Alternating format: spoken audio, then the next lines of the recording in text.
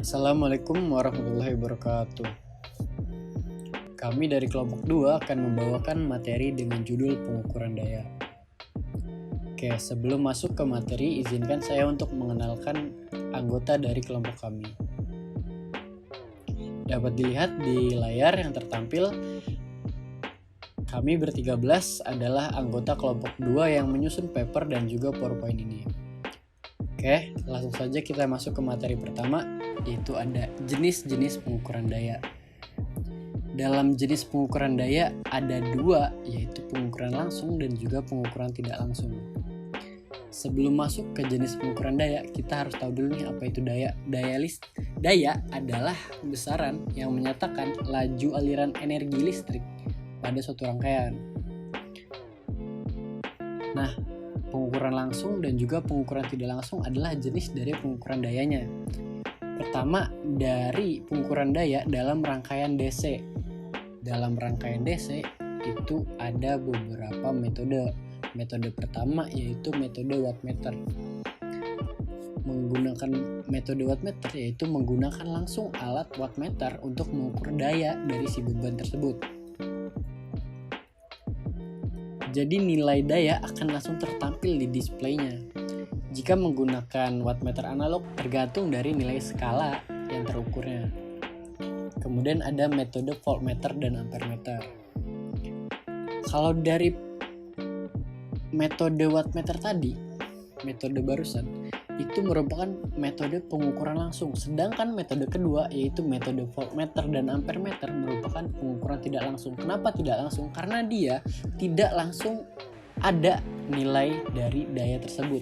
Kita menggunakan rumus untuk mencari nilai daya dengan cara mencari nilai tegangan dan juga nilai arus, yaitu dengan rumus P sama dengan V kali I.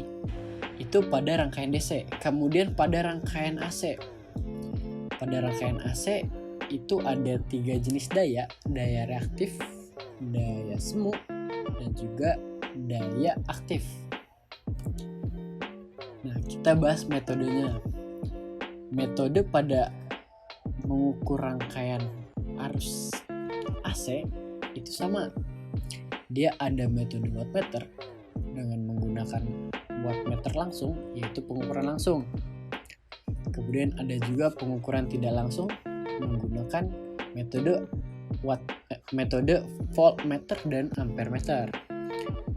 Penggunaannya kurang lebih sama. Oke, lanjut ke satuan umum pengukuran daya.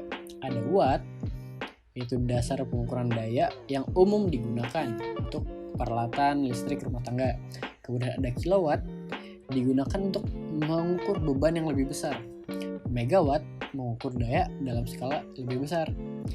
Jadi, satuan umum penggunaan daya, semakin besar skala yang digunakan, semakin besar satuan yang digunakan pula.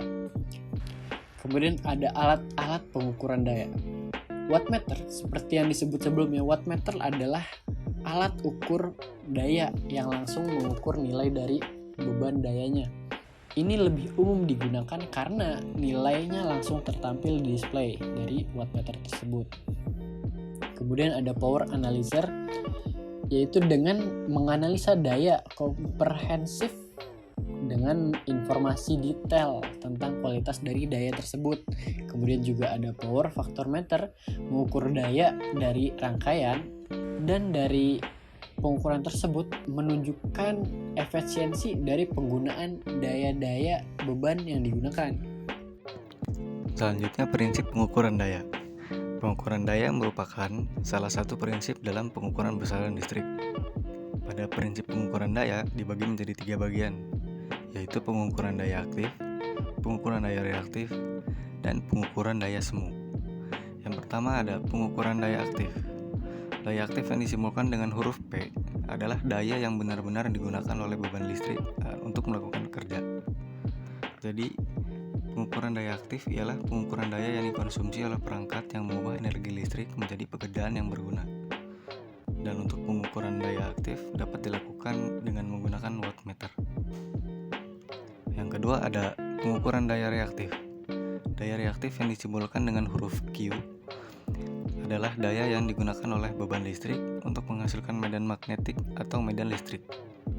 Jadi, pengukuran daya reaktif merupakan pengukuran daya yang digunakan oleh perangkat dengan komponen induktif atau kapasitif. Dan untuk pengukuran daya reaktif dapat dilakukan dengan menggunakan elektrodinamik atau aerodinamik. Yang ketiga ada pengukuran daya semu. Daya semu disimbolkan dengan huruf S, adalah hasil dari penggabungan daya aktif dan daya reaktif. Jadi, pada pengukuran daya semu mengukur total daya yang dikonsumsi oleh suatu rangkaian, termasuk daya aktif dan daya reaktifnya. Selanjutnya, faktor yang mempengaruhi akurasi pengukuran daya. Ada beberapa faktor yang mempengaruhinya, di antaranya faktor daya, impedansi jalur, dan kalibrasi alat ukur. Yang pertama adalah faktor daya. Faktor daya adalah perbandingan antara daya aktif dan daya semu yang menunjukkan efisiensi penggunaan energi listrik. Jadi, faktor daya yang rendah atau fluktuatif dapat mempengaruhi akurasi pengukuran daya. Ketika suatu sistem listrik memiliki faktor daya yang rendah, akan berdampak menurunnya mutu listrik, membesarnya penggunaan daya listrik, dan biaya yang dikeluarkan juga jadi lebih besar. Yang kedua ada impedansi jalur. Impedansi jalur adalah hambatan yang terjadi pada jalur listrik yang dapat mempengaruhi akurasi pengukuran daya. Jadi, impedansi dalam sistem pengiriman daya dapat menyebabkan kesalahan pengukuran daya tersebut. Oleh karena itu, penting untuk memahami dan mengendalikan impedansi dalam sistem pengiriman daya agar menjaga efisiensi dan kualitas daya yang diserap oleh konsumen. Yang ketiga ada kalibrasi alat ukur. Proses kalibrasi dilakukan untuk memverifikasi apakah alat ukur sudah sesuai dengan rancangan, fungsi, atau spesifikasinya. Dengan kalibrasi, kita dapat mengetahui maka kalibrasi alat ukur secara rutin dapat memastikan pembacaan yang akurat. Selanjutnya ada aplikasi pengukuran daya. Aplikasi pengukuran daya dapat digunakan untuk memantau dan menganalisis kualitas daya listrik serta mengatur beban listrik. Monitoring atau memantau kualitas daya listrik dapat membantu mencegah mesin berhenti beroperasi mendadak, mencegah biaya perbaikan mesin atau peralatan listrik yang mahal, dan mencegah bahaya bagi pekerja. Sehingga pemantauan energi itu untuk mengidentifikasi pola penggunaan dan mengoptimalkan efisiensi energi. Lalu ada analisis kualitas daya. Analisis kualitas daya yaitu mengidentifikasi masalah kualitas daya yang dapat menyebabkan gangguan atau kerusakan pada peralatan listrik. Penyebab masalah kualitas daya atau masalah satu daya seperti voltage drop, flicker, dan permasalahan elektrikal lainnya. Lalu pengaturan beban. Mengatur beban yang dimaksud adalah mendistribusikan daya secara merata ke berbagai fase atau sirkuit, sehingga mencegah kelebihan beban serta meningkatkan kehandalan sistem. Materi selanjutnya adalah definisi sistem 3 fasa. Sistem 3 fasa adalah sebuah konfigurasi sistem distribusi listrik yang menggunakan 3 konduktor yang beroperasi secara bersamaan dan juga bergantian. Sistem ini umumnya digunakan dalam distribusi daya listrik di industri dan karena memiliki sejumlah keunggulan dibandingkan dengan sistem yang lainnya. Sistem 3 fasa juga memiliki karakteristik tegangan dan arus. Yang pertama, tegangan pada sistem 3 fasa disusun secara sinusoidal dan dipasorkan 120 derajat satu sama lain. Lalu, arus yang mengalir dalam masing-masing fasa juga disusun secara sinusoidal dan terpisah satu sama lain dengan fasa yang sama. Selanjutnya adalah keuntungan sistem 3 fasa. Yang pertama adalah tingkat efisiensi tinggi. Dalam jaringan distribusi daya listrik, sistem 3 fasa memungkinkan penghematan biaya infrastruktur karena dapat menghasilkan daya yang sama dengan kabel yang lebih kecil dan menggunakan transformator yang lebih efisien. Selanjutnya adalah daya yang lebih besar. Sistem 3 fasa mampu menangani beban yang lebih besar dibandingkan dengan sistem 1 fasa. Hal ini menjadikannya pilihan ideal untuk aplikasi industri yang membutuhkan daya listrik yang besar. Dan terakhir adalah arus yang stabil. Tegangan dan arus dalam sistem 3 fasa dibangun secara sinusoidal dan bergantian pada tingkat yang konstan. Hal ini menghasilkan daya listrik yang lebih stabil dan kontinu, mengurangi fluktuasi yang mungkin terjadi. Selanjutnya itu komponen sistem 3 fasa. Yang pertama ada generator. Generator berfungsi untuk menghasilkan arus 3 fasa yang biasanya menggunakan rotor dan stator dengan memanfaatkan medan magnet akibat dari kumparan yang memiliki arus atau muatan. Kemudian ada transformator dan pemutus arus. Kedua komponen ini merupakan bagian dari jaringan transmisi. Transformator adalah komponen yang berfungsi untuk mengubah tegangan arus listrik agar dapat didistribusikan, yang dimana tegangan arus listriknya akan melewati transformator step up ataupun step down untuk ditingkatkan atau diturunkan agar sesuai dengan kebutuhan konsumennya. Kemudian komponen pemutus arus merupakan komponen yang berfungsi untuk mengatur arus listrik untuk melindungi sistem-sistem dan peralatan, yang dimana komponen ini akan memutuskan listrik secara otomatis ataupun manual jika terjadi sebuah kendala atau gangguan yang dapat menyebabkan kerusakan sistem ataupun peralatan. Selain kedua komponen tersebut, pada jaringan transmisi ada hal seperti infrastruktur, seperti tiang listrik, lalu ada saluran listrik, kabel, dan lain-lain. Yang terakhir, ada motor listrik yang merupakan bebannya yang berupa barang-barang elektronik. Motor listrik merupakan sebuah komponen penghasil energi mekanis dengan menyalurkan arus listrik ke kumparan pada motor listrik tersebut untuk membuat medan magnet yang dapat menggerakkan mesinnya. Selanjutnya ada prinsip kerja sistem 3 fasa. Prinsip kerja sistem 3 fasa dibagi menjadi 3, yaitu fase, keseimbangan, dan interkoneksi. Pada fase, setiap fasa akan menghasilkan tegangan atau arus listrik yang berbeda dengan perbedaan fase 120 derajat. Hasil dari ketiga fasa akan menciptakan medan putar atau medan magnet yang berputar-putar yang stabil. Lalu, pada keseimbangan dalam sistem 3 fasa, arus listrik yang dihasilkan oleh sistem 3 fasa berada dalam keseimbangan yang sempurna. Artinya, itu kondisi di mana tegangan atau arus pada setiap fasa memiliki besaran yang sama, sehingga akan menghasilkan efisiensi daya listrik yang bagus. Yang terakhir itu ada interkoneksi. Pada sistem fasa memiliki 2 jenis konfigurasi interkoneksi, yaitu konfigurasi delta dan bintang.